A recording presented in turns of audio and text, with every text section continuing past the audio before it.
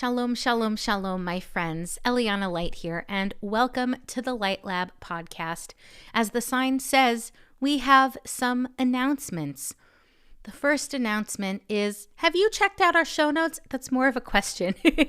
But our good friend and team member, Yafa Englander, who collates and creates our show notes, wanted me to make sure to mention it at the top of the episode/announcement special because they're really incredible.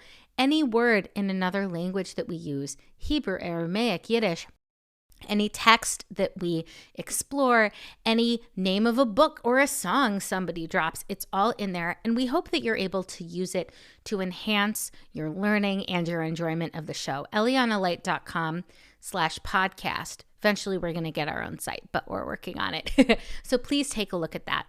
Second of all, an announcement on frequency. Starting now, our episodes are going to move to every other week. So there will be regular Light Lab episodes twice a month.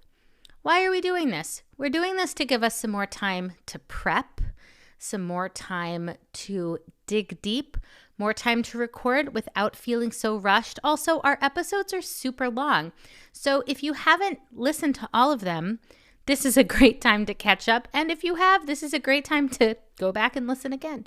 We'll let you know if that changes. But for now, we're going to be every other week. And stay tuned. Next week, we have an interview with the Hadar Institute's Rabbi Eli Confer, whose work we have quoted multiple times. His ideas, theories of intertext, the text behind the text of the Siddur. It's such an incredible conversation. I can't wait for you to hear it. We also have upcoming interviews with Daphne Rosenberg of Navatahila, Rabbi Larry Hoffman, the editor of the My People's Prayer Book series that we also talk about all the time, who's actually been friends with Ellen Dreskin for decades. That's an incredible conversation, and so much more, plus continuing our exploration of the Amidah.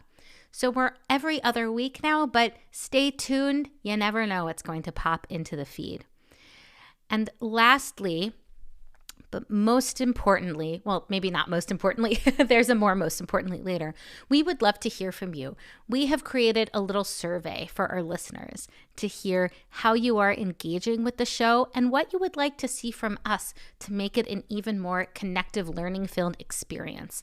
The link to that is in the description of this podcast, but if you want to type it in, it's bit.ly, so bit.ly/LLPodsurvey, all lowercase, bit.ly/LLPodsurvey.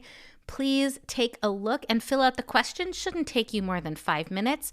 Plus, we will be drawing a winner. If you leave your name and your email, we will be randomly selecting a winner, and you'll get some cool art or some vegan chocolate. Support some of our amazing artists and friends, and it's an excuse for me to send somebody a gift, which I absolutely love.